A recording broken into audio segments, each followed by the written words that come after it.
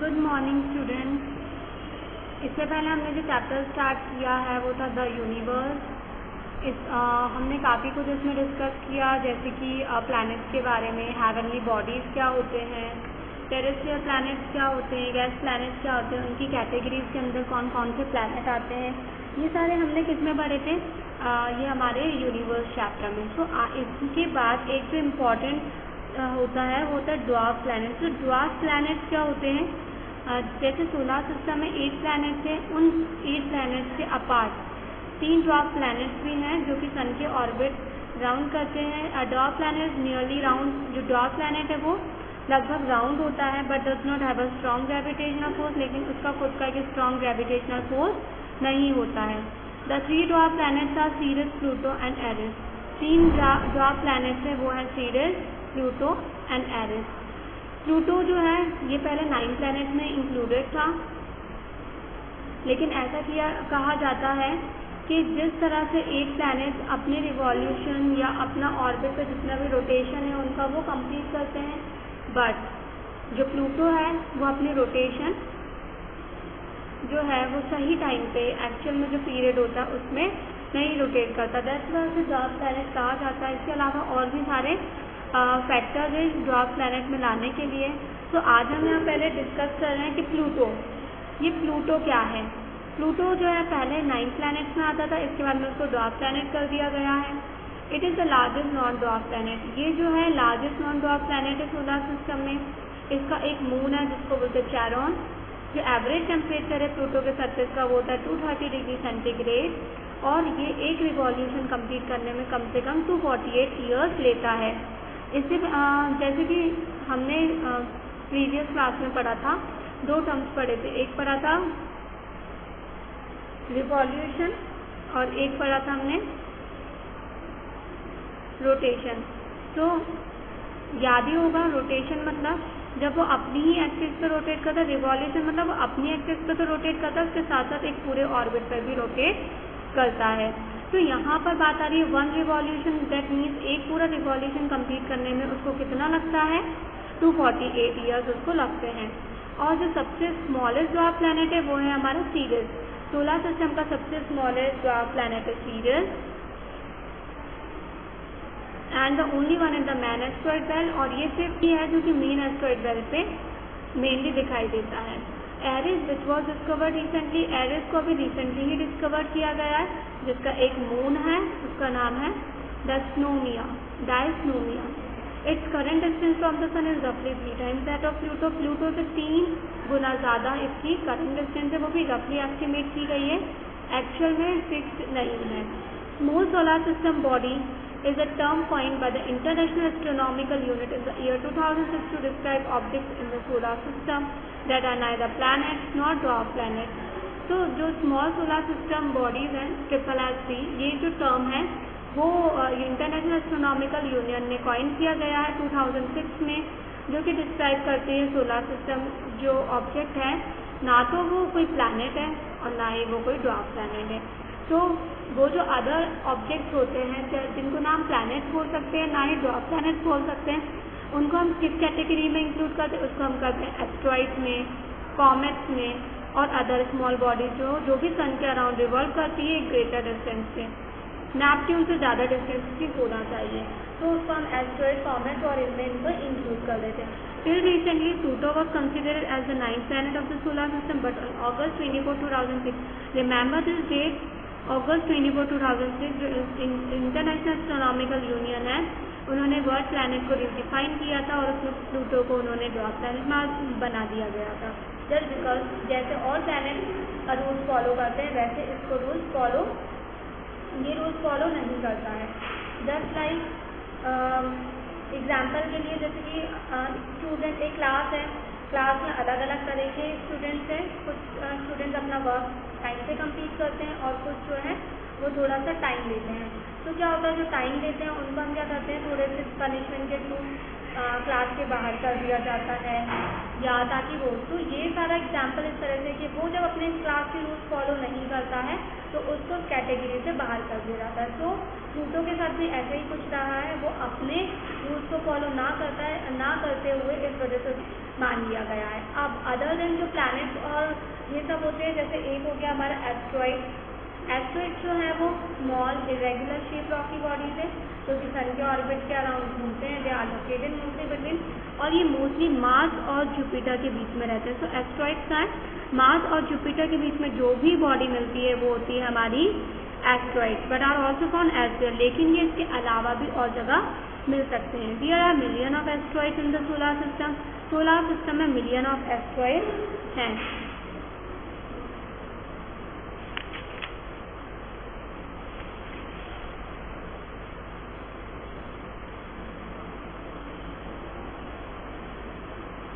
Compare to the planets they are small in size.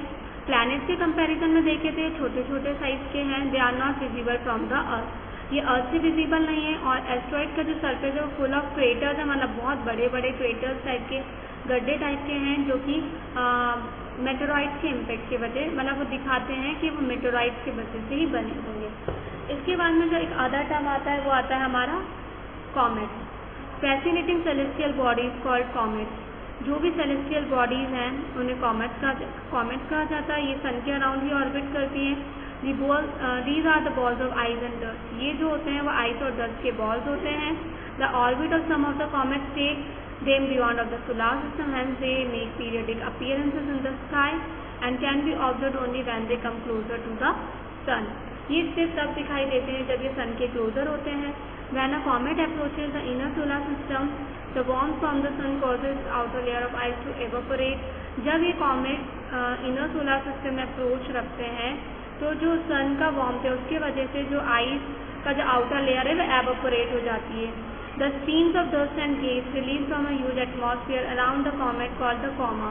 तो जो dust और gas का जो स्ट्रीम है जो कि एक ह्यूज एटमॉस्फेयर में रिलीज होती है, फिर रिलीज होती है कॉमेट के अराउंड, उसे हम बोलते हैं coma. It also has an enormous tail pointing away from the sun.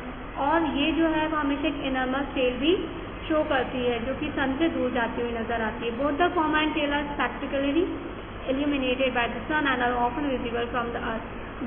ये जो दोनों हैं कॉमा और टेल, ये मतलब इल्यूमिनेटेड होते हैं, मतलब अलग ही इनमें एक शाइनिंग दिखती है जब जैसे ही सन से वो दूर जाते हैं, और कभी कभी ये अर्थ के थ्रू भी विजिबल होते हैं।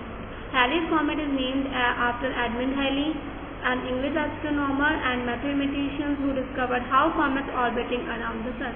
Halley comet जो है वो एडमंड हैली के नाम से रखा गया के बाद रखा गया। ये एक इंग्लिश एस्ट्रोनॉमर थे और मैथमेटिशियंस थे जिन्होंने डिस्कवर किया था कि कॉमेट कैसे सन के अराउंड ऑर्बिट करते हैं। Halley's comet return to the inner solar system once every 75 to 76 years. Halley comet जो है हमेशा हर बार 75 to 76 ईयर्स जो है वो इनर सोलर सिस्टम में रिटर्न होता है। द नेक्स्ट प्रेडिक्टेड रिटर्न है, तो अब जो प्रेडिक्शन है नेक्स्ट प्रेडिक्शन वो होगा 2061 से 62 में। As it last visited our skies in the beginning of 1986, just because ये 1986 के बिगनिंग में दिखाई दिया था।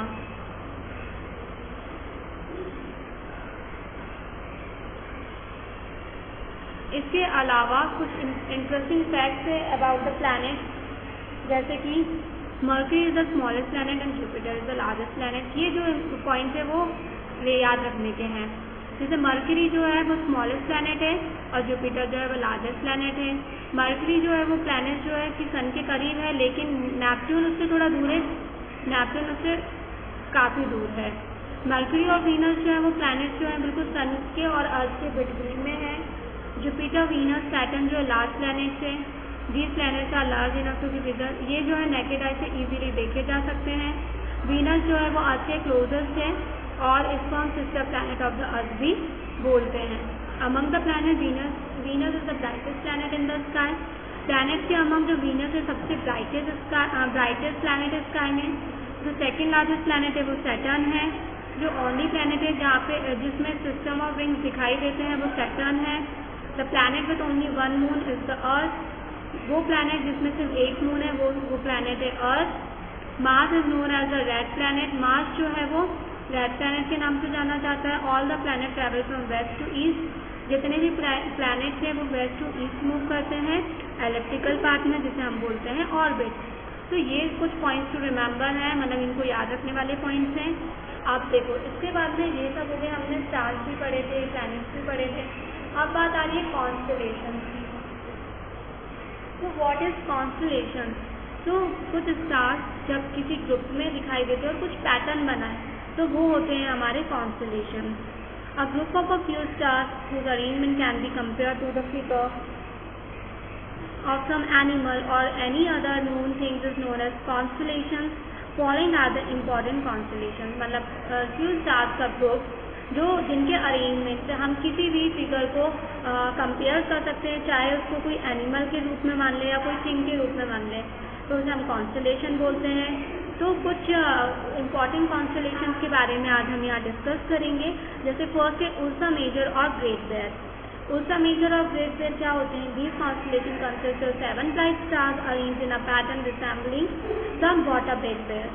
तो ये जो कॉन्स्टेलेशन है ये 7 ब्राइट स्टार्स से बना हुआ है। ये इस तरह से अरेंज है जो कि एक बिग बेयर मतलब कि बेयर के रूप में दिखाई दे। The stars mark 1, 2, 3 and 4 represented body. जैसे देखो यहाँ पे दिया गया है ये डायग्राम। यहाँ पे देखो 7 स्टार्स हैं, ये बिग बेयर के रूप में माना गया है। तो यहाँ पे फर्स्ट, सेकेंड, थर्ड, फोर्थ ये जो एक बॉडी रिप्रेजेंट करती है। एंड द स्टार्स मार्क 5, 6, 7 ये जो है इस बॉडी के टेल माने जाते हैं। तो माना जाता है ये एक बॉडी है और ये उसकी टेल है। तो ये है उर्सा मेजर और great bear. The head and paws of the great bear are form by some faint stars. और ये भी माना जाता है कुछ धुंधले से ऐसे स्टार्स होते हैं जो हेड और पोज को फॉर्म करते हैं, जो कि डायग्राम में शो नहीं किया गया। अब ये जो उर्सा मेजर कॉन्स्टेलेशन है इसको भी हम कई तरह के चीज़ों से देखा जा सकता है। देखो जैसे इसके इम्पॉर्टेंट फैक्टर्स है वो क्या है? It looks like an oversized ladle or large cup-shaped spoon in which stars marked 1, 2, 3 and 4 from the cup of ladle. There is a stars marked 5, 6, 7 from the handle. इसके अलावा जो हमारी केतली टाइप की होती है जिसमें हम चाय बनाते हैं, राइट? तो ये उस तरह का भी दिखाई देता है। जैसे फर्स्ट, सेकंड, थर्ड, फोर्थ जो है वो उसका लैडल जो ओवरसाइज लैडल है वो उसका अंदर का टाइप वो रहा, और उसके बाद जो बाहर है वो हमारा हैंडल हो गया। तो एक चीज़ है कि उर्सा मेजर को हमने लैडल से भी कंपेयर कर दिया, बिग बेयर से भी कंपेयर कर दिया। अब थर्ड थिंग है second thing, it looks like a question mark suspended across the sky where stars mark first, second, third and fourth from the curve path and stars mark 5, 6 and 7 represent the straight line part of the question mark. इसको उन्होंने question mark की तरह भी एक तरह से represent किया है। जैसे फर्स्ट, सेकंड, थर्ड, फोर्थ जो है वो एक क्वेश्चन मार्क की तरह दिख रहा है और ये जो है हमारा रिप्रेजेंट कर रहा है straight line. It also resembles to kite having a long tail. इसको काइट की तरह भी रिजेंबल किया गया है जो कि कॉन्स्टेलेशन क्लियरली विजिबल होता है। स्काई में नदर्न पार्ट में समर के टाइम पे कौन से मंथ में? अप्रैल टू सितंबर। इस इंडियन नेम इज सप्तऋषि मंडल। इसका इंडियन नेम क्या है? सप्तऋषि मंडल, मतलब 7 सितारों का समूह। इसके बाद में सेकंड आता है हमारा उर्सा माइनर और लिटिल बेयर। वो तो हमारा कंपेयर हो गया ग्रेट बेयर से और इसको हमने कंपेयर किया है लिटिल बेयर और उर्सा माइनर। तो जो उर्सा माइनर कॉन्स्टेलेशन है वो 7 स्टार्स का ग्रुप है, बिल्कुल उर्सा मेजर की तरह है, लेकिन जो स्टार्स है उर्सा माइनर के वो क्लोजर मतलब कि उर्सा मेजर के कंपैरिजन में ये ज़्यादा क्लोजर होंगे और स्मॉलर होंगे उर्सा मेजर के कंपैरिजन में। The form is an outline of small bear और लैडल। इसको भी बेयर और लैडल के रूप में माना गया और काइट के रूप में भी माना गया है। इसमें जो स्टार्स की जो ब्राइटनेस है वो एवरेज ब्राइटनेस है। It is called the pole star और पोलैरिस। इसके साथ में इसमें पोल स्टार और पोलैरिस भी बोला जाता है। इंडियन एस्ट्रोनॉमी में इसको ध्रुव तारा भी कहा जाता है। पोल स्टार और ध्रुव तारा जो है वो स्काई में स्टेशनरी है, मतलब वो मूव नहीं करता है जैसे कि अदर स्टार्स मूव करते हुए दिखाई देते हैं। तो ये हमेशा एक डायरेक्शन शो करता है जो कि होता है ज्योग्राफिक नॉर्थ डायरेक्शन, और ये डायरेक्शन फाइंड करने में बहुत ही ज़्यादा यूजफुल होते हैं सेलर्स के लिए जो कि सेल करते हैं। In Indian astronomy Ursa minor is called लघु सप्तऋषि और ध्रुव, और इंडियन एस्ट्रोनॉमी में उर्सा माइनर को लघु सप्तऋषि और ध्रुव भी कहा गया। It can be seen in July during summer, और ये समर में जुलाई में दिखाई देता है। तो अगर देखा जाए तो हमने दो चीज़ पढ़ी यहाँ पे, एक पढ़ी है उर्सा मेजर और एक पढ़ी है हमने उर्सा माइनर। तो उर्सा मेजर जो है वो समर में ही दिखाई देता है, लेकिन कौन से मंथ में? अप्रैल टू सितंबर। जबकि उर्सा माइनर जो है वो कब दिखाई देता है? In the month of July, जुलाई के दौरान दिखाई देता है। और उर्जा माइनर जो है वो नॉर्थ हमेशा स्टेशनरी रहता है, जो कि नॉर्थ डायरेक्शन को शो करता है।